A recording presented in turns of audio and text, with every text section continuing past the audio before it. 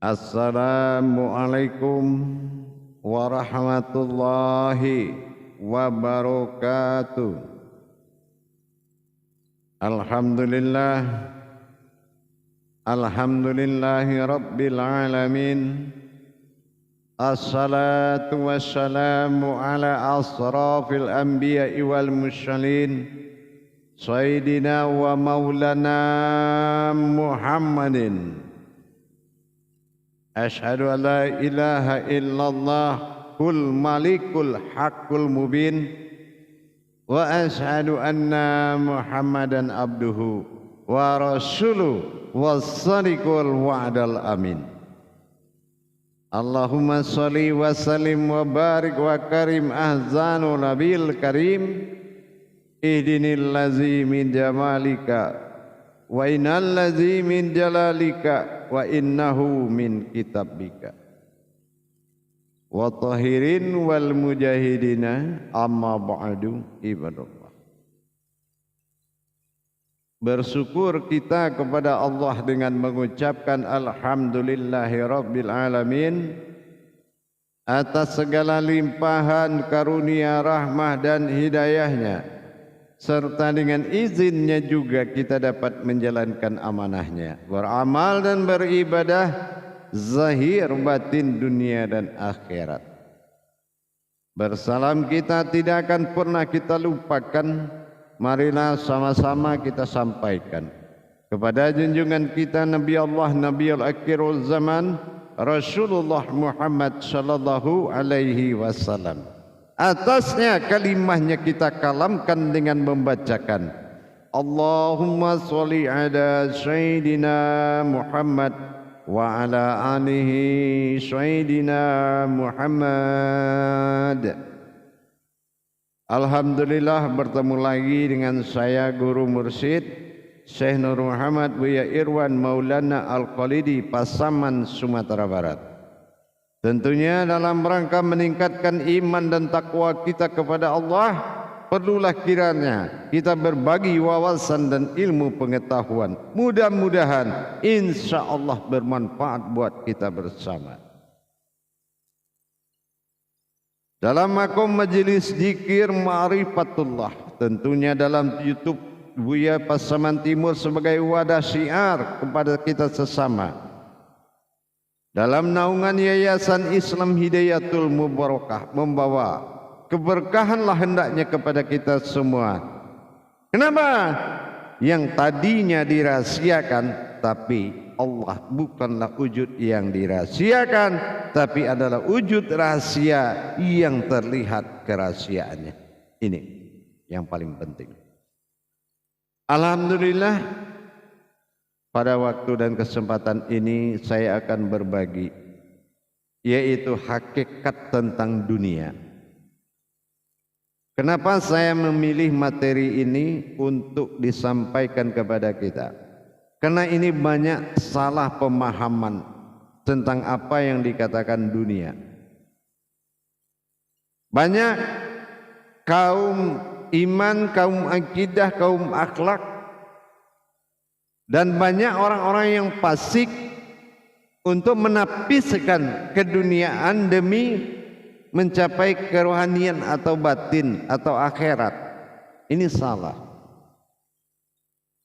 Ini adalah pemahaman yang salah. Yang dinapiskan itu adalah menduniakan. Nah, ini yang dinapiskan. Ya. Menduniakan sesuatu yang hak. Nah, itu dinapiskan, tidak disingkirkan. Tetapi kalau kita tahu bagaimana dasarnya yang dikatakan dunia, kalau dah kita tahu apa itu dunia, dunia itu bukan kehidupan manusia. Nah, ini perlu dipahami. Ya.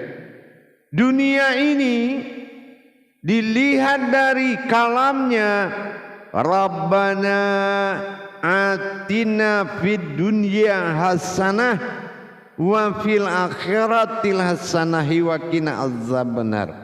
Di mana kita temui dunia dan akhirat? Surga dan neraka Itu kita temui di jalan rukun iman, malaikat, Alkitab, pegangan amaliyah itu ada di rukun iman. Tapi bagaimana kita mendapatkan dunia yang hasanah tadi? Sudah tahu kita rahasianya atau akhiratul hasanah? Sudah tahu belum rahasianya? Kenapa kalau ini berpadu? Waqina azabannar, bisa mereka terhindar dari azabnya neraka. Pernahkah kita berpikir seperti apa dunia yang dimaksud yang bisa menutup neraka itu? Waqina azabannar, bisa terlepas dari azabnya neraka. Yang dijalankan dengan kesalahan, tidak beriman atas kehidupan dunia, bukan dunianya. Dari mana kita dapat nama dunia? Apakah langit dengan bumi disebut dunia? Bukan. Beda. Mana yang dunia? Dunia bukan bahasa Indonesia. Apapun namanya memiliki rahasia. Tidak mungkin ada kodratnya terus namanya tidak ada. Tidak mungkin juga ada nama tidak ada kodratnya. Jadi kita harus tahu, jangan menapis-napiskan sesuatu. Ibarat orang mabuk, ya. Jangan kita berpikir kesalahan mabuk tapi tidak tahu dari mana dasarnya mabuk ini bikin salah. Karena kita sudah membunuh akal, yang mana mindak kata Allah sebuah batin yang gunanya untuk berpikir. Dan perbuatan daripada baik hamir dan semuanya itu meracuni azalinya Allah dalam diri. Tahu enggak kita? Kalau enggak tahu kita harus belajar. Begitu juga kita, jangan menghinakan dunia untuk mendapatkan akhirat. Bukan napis isbat. Napis isbat ini di mata Allah, menapiskan sesuatu yang batil dan mengisbatkan sesuatu yang hak. Itu beda makomnya. Tapi dunia ini pernah enggak? Dunia ini nyata. Arti hakikatnya apa? Ini kenyataan. Tidak ada yang tersembunyi. Apapun yang kita kaji di dunia ini harus nyata terlihat. Butuh iman yang berilmu. Ya, tidak ada yang dikatakan yang gaib-gaib, semua nyata. Meskipun awalnya dia nur, adanya nyata. Ada zat, ada yang nyata. Ada hayat, ada nyatanya. Ada wujud, ada nyatanya. Semua nyata. Ini alam insannya Allah. Berinsan, bersifat umat Allah di muka bumi, itu namanya insan.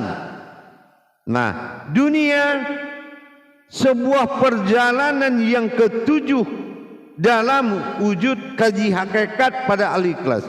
Masa insan. Ingat, ini suatu masa insan. Kita buktikan mana masa insannya dunia ini. Kita lihat. Kalau mau tahu sebetulnya apa dunia itu, kita lihat dari huruf hijaiyahnya. Dal, perjalanan dunia ya. Dal, perjalanan. Yang kedua adalah alif kasroh u, yaitu rahasia. Alif kasroh u sir, u itu sir, rahasia. Ni aku. Alif kasroh a, nyata. Inilah perjalanan rahasia diriku pada alam nyata. Ini perjalanan kenyataan Tuhan di alam ini disebut dengan dunia. Tapi kalau kita tidak menjadi suatu perjalanan rahasia Allah pada bumi ini, pada dunia ini, maka tidak akan mampu kita bikin dunia ini hasanah. Kalau kita tidak mengikuti jalannya, dal, alif kasroh, u, alif domah u, ya. Kalau alif domah u disebut dengan u. Ni adalah nun hayat pada kasrah i, berarti aku namanya, ya, pada hayat nur kemanusiaan, nas ni. Nah, tambah alif kasrah a, alif kasrah a adalah dohir, nyata. Nah, bagaimana perjalanan rahasia pada wujud diriku yang nyata? Inilah Allah fi zahiru, ingat, wallahu fil batinu. Zahiru. Jadi jangan main-main. Dunia ini keramat, kata para tua-tua kita dulu. Kenapa? Karena dia menerima perjalanan zahirnya Allah dunia, zahirnya Allah dalam sebutan masa insan. Terus kita tanya lagi, kenapa ada perbuatan-perbuatan salah oleh zahir? Bukankah kamu melihat salah itu karena tujuan mengingat yang benar? Kalau kita pakai kacamata salah, yang benar pun kita lihat pasti salah. Tapi kalau kita lihat pakai kacamata benar, salah itu adalah sifat mu'ad bagi Allah. Apa yang dikatakan sifat mu'ad? Sifat persembunyian Allah dalam tingkat sifat tindak tanduk keumatan. Itu muat. Dagang. Begitulah Allah ingin memperkenalan dan melihat umatnya. Dia bikin makom seseorang hobi dagang, jualan, tapi seorang itu tidak mampu memperlihatkan, menjembatani sebagai wasilahnya Allah untuk melihat umatnya, untuk menyentuh umatnya.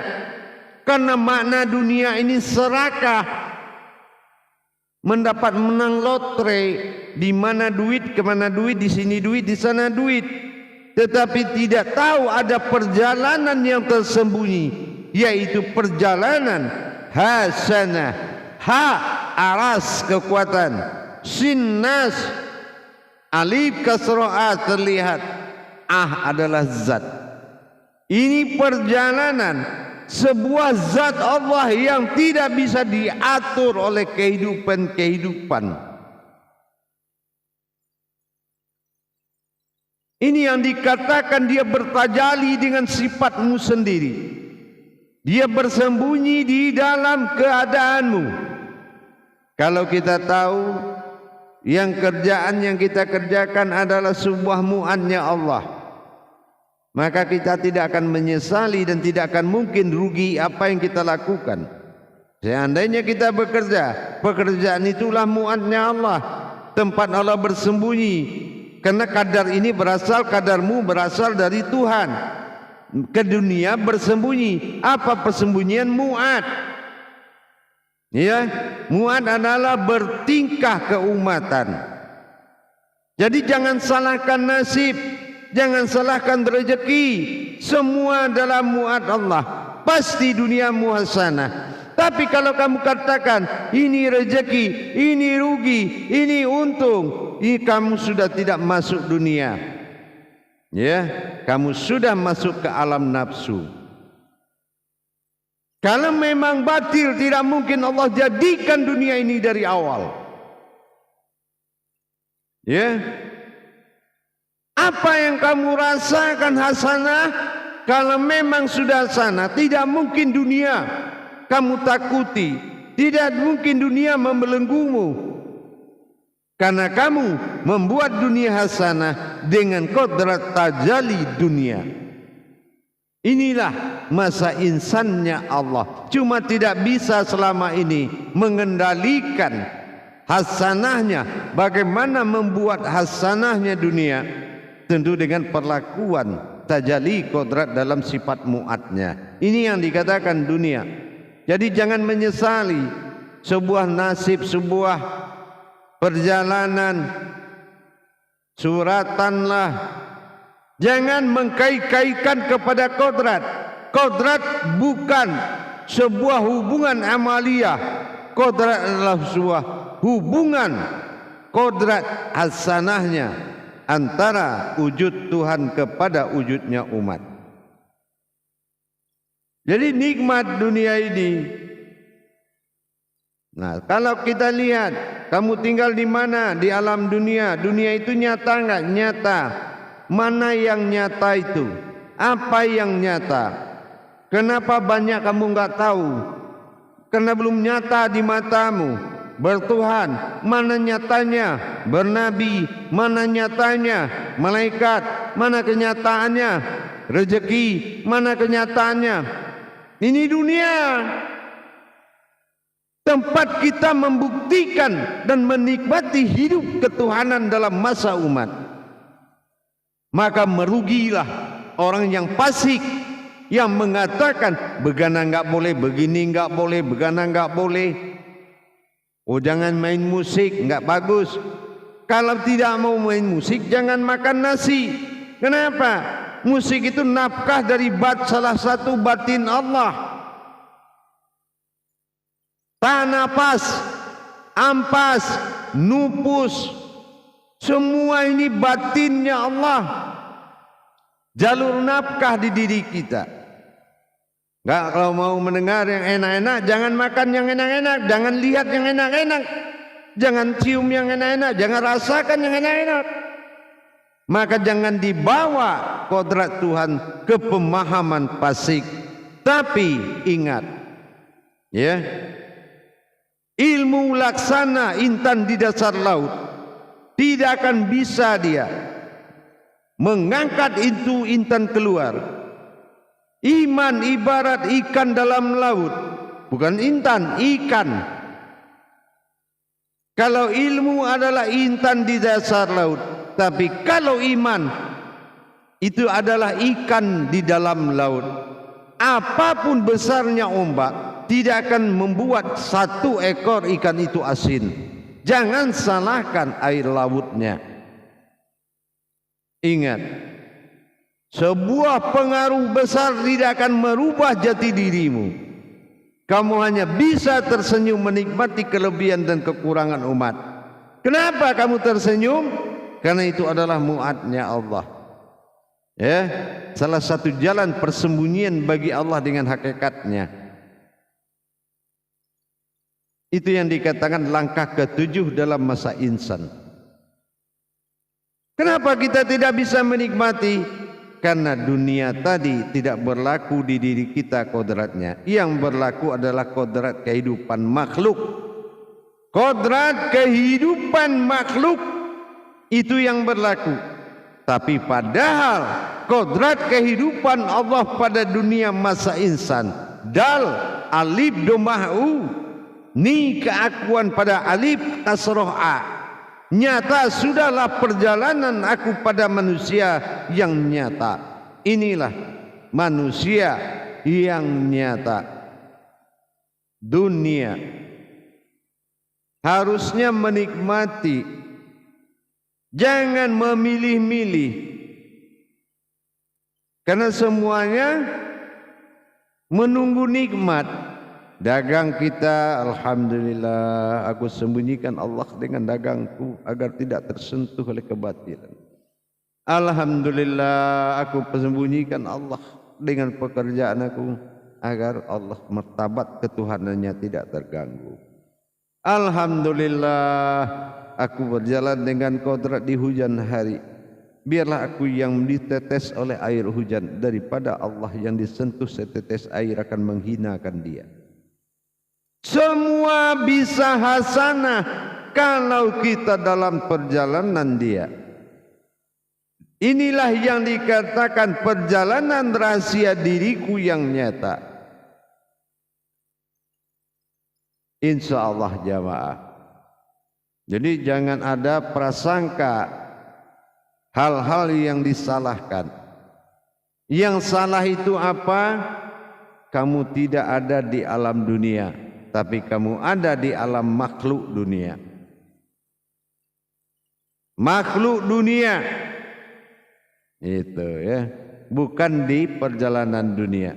Dunia mana ada semua amalan kita kaji dia bisa nutup pintu neraka. Waqina azabannar.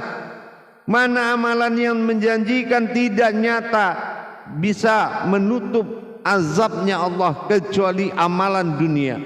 Mengamalkan dunia dengan ketuhanan, mengamalkan sifat Tuhan dalam masa insan, itu akan hasanah.